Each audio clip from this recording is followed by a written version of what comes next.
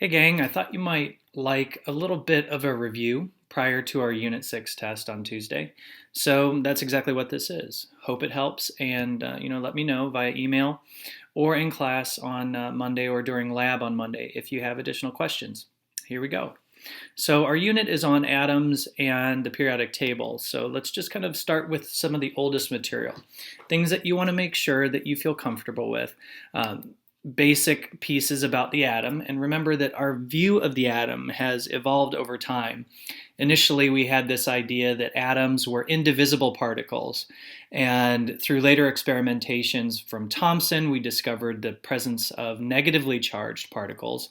We call those electrons, and later on, we found that there had to be a nucleus through Rutherford's gold foil experiment. And even though Rutherford's experiment did not show the existence of protons and neutrons, it did show that the nucleus had to be positively charged. And that leads us to our current model, which is, you see an example here of helium, where we have a nucleus, which is comprised of protons, which are positive, neutrons, which have no charge, and orbiting around that nucleus in energy levels of fixed energies are electrons. And if it's a neutral atom, remember that it will have equal numbers of protons and electrons, and depending on the isotope, it will have varying numbers of neutrons. Now, a couple of other things we need to make sure that we remember. We can represent atoms in a couple of different ways. We can look at it from a very atomic model view, like what you see here, where we show the nucleus and the nucleons. Remember, nucleons are just particles found in the nucleus, and electrons, or we can represent it symbolically, and you'll see a symbolic example of how we would represent a particular isotope of helium here. Remember that the symbolic representation of an isotope differs from the way that you might see it on a periodic table, and we'll go over the periodic table information in a moment. But fundamentally, you'll notice two pieces of information. In the upper left, you'll see the mass number, and remember that the mass number is equivalent to the number of massive particles, those particles that contribute mass to an atom, neutrons and protons, both approximately 1 atomic mass unit. Down here at the bottom, in the bottom right, or bottom left, excuse me, we have the atomic number, and that's really what makes the atom unique. Remember that the number of protons defines the element, okay? So regardless of the isotope of helium, all helium atoms will have 2 protons in their nucleus. So we'll scroll down here and look at a couple of different examples of atoms. Now you look, this is the first 6, okay? These are just model representations of the first 6 elements. Something that this model does well is it shows you where the electrons are within those atoms. But something that doesn't show you is what the nucleus is actually comprised of. Now we can get a hint of that when we look at, for example, lithium. It tells us the mass number is 7 and the atomic number is 3. Now take a moment. What do you think we would actually have to show if we wanted to show this nucleus in a little bit greater detail? Hopefully you recognize that we would have to show 4 neutrons and 3 protons. So a nucleus like this would be more appropriate than what you see here, just what seems to look like just one single particle. And we can figure all of that information out just by when we're given this symbolic representation. Another thing that's interesting to note is that certain energy levels have certain numbers of electrons. And we can start to pick up a pattern here. Notice that that first energy level in all of them holds at most 2 electrons. Once that first energy level has 2 electrons, then further electrons, any additional electrons, go into the second energy level. And there's a pattern here, and I'm going to summarize it right down here for us. In that first energy level, we can have at most 2 electrons. Second energy level holds 8 electrons maximum. Third energy level holds 18 electrons maximum, and the fourth energy level holds up to 32. Now there's additional energy levels other than that, but you don't really need to worry about those right now. So let's try an example, and let's see if you can draw a model view of a particular atom. And let's just try nitrogen. And let's do nitrogen 15. Now this is a different way of showing information about nitrogen. Remember that this number here, that's going to be our mass number. So why don't you pause the video for a moment and draw what you think the atomic view, an atomic model of nitrogen 15 would look like. And then unpause the video when you're ready to see the solution. Okay, so if you're actually solving for this problem now, we have to remember the mass number equals the number of protons and the number of neutrons added together. And the key thing we need to remember about nitrogen is if it's going to be nitrogen, it has to have 7 protons. So we have to show in our nucleus 1, 2, 3, 4, 5, 6, 7 neutrons. And that means we would have to have 8 neutrons. So 7 protons, 8 neutrons. 1, 2, 3, 4, 5, 6, 7, 8. So there's our nucleus. And now from here, what we need to do is we'll think about where those electrons are going to go. We know that there's a first energy level, a second energy level, a third energy level. Oh, my orbitals are not looking very pretty, but that's okay. Now that first energy level, remember it can hold 2, so our first 2 electrons will go in there. And let's see, how many electrons do we have in total? 7 protons. If it's a neutral atom, it has to have an equal number of electrons, so it should have 7 electrons as well. Okay, so we've drawn 2, that means we have 5 more, so the next 5 are just going to go in the second energy level. 3, 4, 5. Okay, so that's what we would show there. Notice I showed the third energy level there. It just doesn't have any electrons in it. If you showed it or not, it doesn't really matter. Okay, we do need to show at least the first and second energy levels. Okay, so that's an overview in terms of atoms and elements and what makes them unique, and a little bit in terms of isotopes as well. So let's move on to a situation that we often see where there are unequal numbers of protons and electrons, and we call those situations ions. If you look at the first example that we have here, we have an example of sodium. And notice how we show sodium with the proper number of electrons in each energy level. Okay, 11 total electrons. And notice in this model, it's telling us that the nucleus has a charge of plus 11, which means it must have 11 positive things. And if we count up the electrons, we see that there are 11 negative things. So overall, the net charge is 0. So over here, this is not an example of an ion. But sodium often reacts in a way where it gets rid of this outermost electron. And you might remember that we use that term valence electron for an electron that's in the outermost energy level of an atom. When it loses that electron, notice what happens. The protons in the nucleus don't change. But what does change is the net charge, and that's because if you're losing something negative, you still have the same number of positive things in the nucleus. So overall, this ion becomes a plus 1. Now let me show you how we would represent that symbolically. So we would always include the symbol. The mass number would go up here in the top, and let's just, for the sake of conjecture, because it doesn't show us in this model, let's say that the mass number is 23. We know that the atomic number has to be 11 because that's what makes sodium sodium. And then over here in the upper right, we would show the charge. And in this case, the charge would be plus 1. Okay? So if we were to do the same thing over here on the left with the neutral atom, the way that we would symbolically show it would just be this. No charge, so we don't even have to show that piece. Now let's look at an example where it's a negative ion, something like with fluorine. Now fluorine naturally has 9 protons in its nucleus, and for a neutral atom would have 9 electrons. Fluorine often will accept an electron from an atom that's willing to give it, forming an ion with an overall negative net charge. And in that case, notice that we just have more negative things than positive things. Symbolically, the way we would show this, fluorine, and we're just going to make its mass 18. Atomic number 9, its charge would be -1. Over here, it would be 18 and 9 and then just its symbol. Notice that we can tell very quickly looking at the symbolic notation whether it's a negative ion or a positive ion. Now we call these negative ions and positive ions certain things, so it's important that you know what they are. When it's a positive ion, like with sodium, we call that a cation.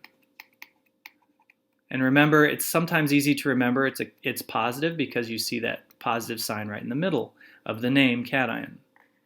And when it's something like fluorine that has an overall negative charge, we call that an anion. And the way that I remember it is it's a negative ion. Okay? So the next piece that we can think of in terms of reviewing is, well, how do we count these things? Because oftentimes we want to do quantitative work in chemistry, and we want to know how many atoms we might be dealing with. But the reality of things is that even in a small spoonful of a particular element, there are just way too many atoms. There's just so many, and that's just because they're so tiny.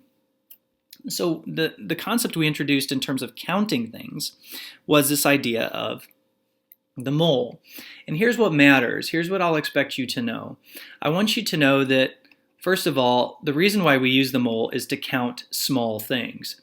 And the second piece of information that I would expect you to know is that a mole equals exactly 6.022 times 10 to the 23rd particles. Now that word particle is ambiguous for a reason, because we can use it when we're counting molecules, we can use it when we're counting atoms, we could also use it when we're counting ions or any other discrete unit of matter. So using that word particles is very generic for a reason.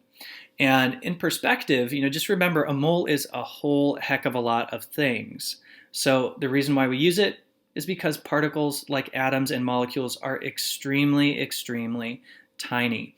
And the way we tend to use the mole is by weighing, because depending on the element, each element has a different number of protons and neutrons in its nucleus. So therefore, each element is going to have a unique mass. So we tend to use something called molar mass. And molar mass is just the mass in grams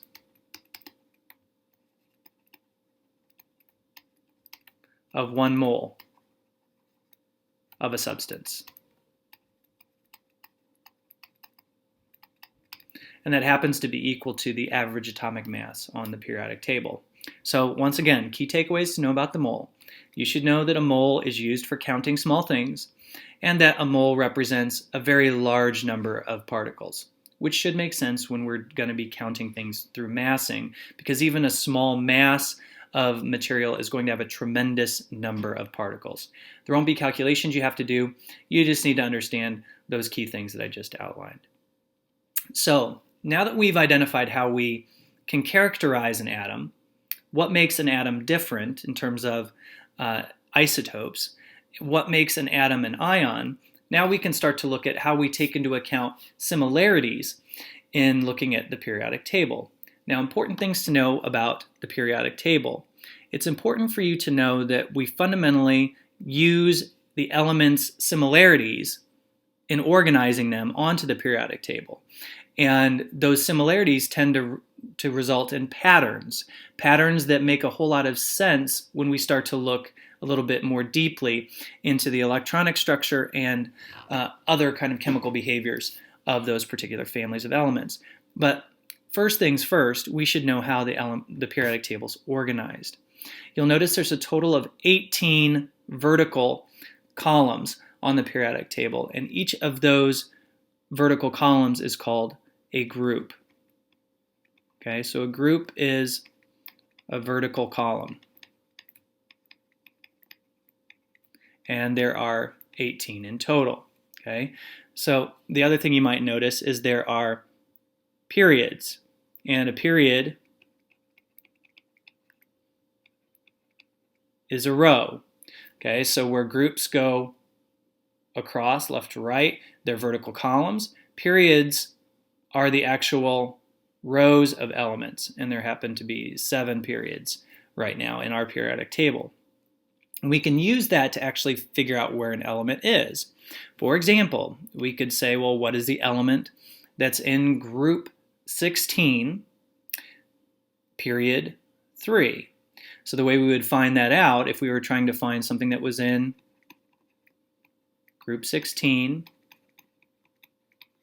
period 3 is, well, let's see. We go over to group 16, and then we go down, because this is the first period, second period, third period, fourth period, fifth, sixth, seventh. We go down to the third and find where those coordinates kind of match up, and we would see that the element that's in group 16, period 3, is sulfur. Okay, so we can use that just as kind of like a coordinate system to be able to identify and locate elements. Okay.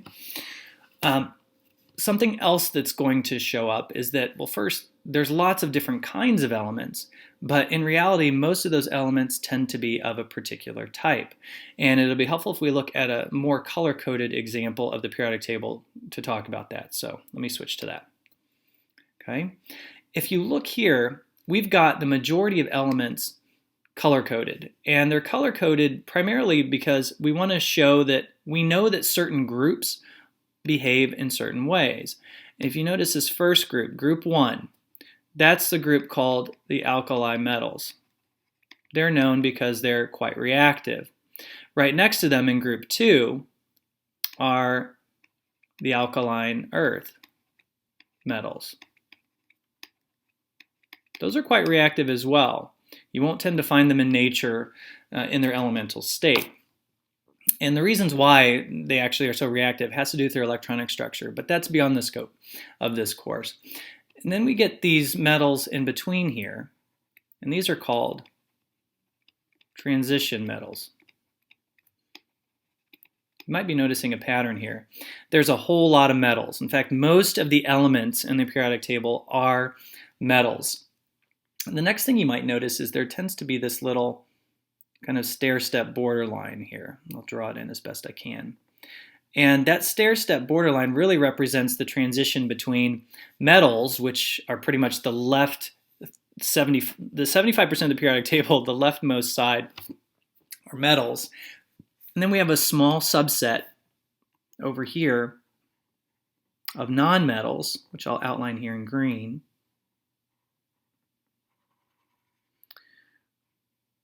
And of those nonmetals, the families that are pretty commonly discussed are halogens, which are extremely reactive. Most of them are gases, with the exception of bromine, which is a liquid at room temperature, and iodine, which is a solid.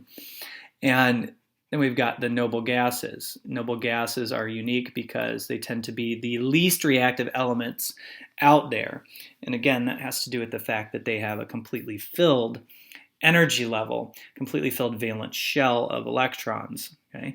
Other than that, you might notice some common elements you've heard of before: carbon, nitrogen, oxygen. Those are all nonmetals. So the elements that are shown in green and yellow and blue here are all considered nonmetals. And don't forget that also hydrogen is a nonmetal as well. In brown, we see these semimetals, and they're called semimetals because they behave kind of like metals and kind of like nonmetals. Everything else, those elements that are red, in kind of orange, and this reddish color in purple, those are all metals. Okay, so that's a general overview of the periodic table, and that's really the extent that you need to be able to know things about the periodic table. You should definitely be able to take into account the idea of group and period in locating an element, and you should be familiar just with, if I say alkali metals, I'm referring to group 1. If I say alkaline earth metals, that's group 2. Transition metals are in the middle. Noble gases are group 18. Halogens are group 17. And there are just some other metals in here. You should know basic properties of metals compared to nonmetals, compared to metalloids. Metals tend to be shiny and malleable and conduct electricity. Nonmetals do not conduct electricity. Most of them are gases at room temperature. Okay, and that's about it. So let's take a look right now while we've got the time and look at this overview. Make sure that we've gone through most of the stuff, and then you can feel free, anything that I missed, you can ask me questions in class. okay, or during morning lab. So we've talked about the location, charge, and mass of protons, neutrons, and electrons. I think I didn't mention, though, that electrons we consider to have zero mass just because they're about 1/1000th the mass of a proton and a neutron. Okay? We did talk about the differences between isotopes of an element. We missed this one. Understanding the abundance of the isotope influences the average atomic mass. Remember the lab we did on coinium and what that fundamentally will tell us. If we look at the periodic table in terms of the average atomic mass, that average atomic mass is going to be influenced by the most abundant isotope. Okay, so take a look back at your lab there, and that will be good in terms of covering this learning objective. We went through constructing a Bohr model of the atom. We did that with nitrogen. We explained why atoms are electrically neutral. That's when they have equal numbers of protons and electrons. Scientific models change our view of the atom. And remember, we talked about Democritus and Dalton saying that an atom was indivisible. Thomson adding in the electron. Rutherford discovering the nucleus. And the thing that we did not mention that we should is Bohr added the idea of energy levels. So regions where electrons would go that had discrete and defined energies. Okay, mass and charge distribution within an atom, we talked about that. Most of the mass, 99.99% of it, is in the nucleus, okay, because we consider electrons to be relatively having a mass of 0. Basic organization of the periodic table, that's right, groups and periods and general families. We talked in class about the history of the periodic table. Fundamentally, you should just know that Mendeleev originally organized the periodic table based upon atomic masses. We now organize it based upon atomic number. Some patterns that result from elements being arranged periodically by atomic number. That could be reactivities chemically. It could also be their number of valence electrons. And just remember that a valence electron is the electrons in the outermost energy level of an atom. And if they're in the same group is going to have the same number of valence electrons. Okay. Periodic trends in terms of properties and valence electrons, we just went over that. Generally, as you go down the periodic table, the size gets bigger. That shouldn't surprise you too much. And we talked about distinguishing between where metals, nonmetals, and metalloids are on the periodic table. And groups, periods, and atomic numbers, we hit that as well. So if there's anything I missed that you're concerned about, make sure you come to lab on Monday morning or Tuesday morning, or bring up a question in class. Hope this was helpful. You guys have a good weekend.